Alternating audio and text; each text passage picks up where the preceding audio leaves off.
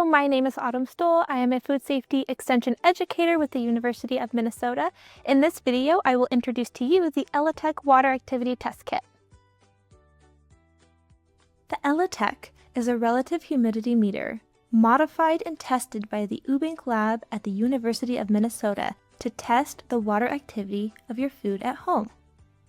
The Minnesota Farmers Market Association sells these kits at cost to cottage food producers.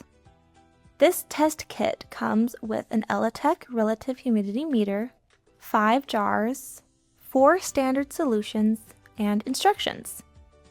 4 of these jars are for your water activity standards, labeled 0.25, 0.5, 0.76, and 0.92.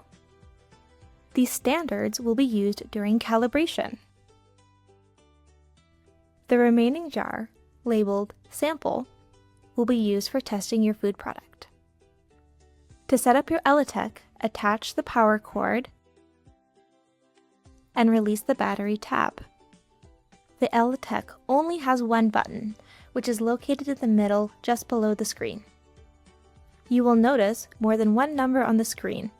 We'll use the percentage reading to measure water activity.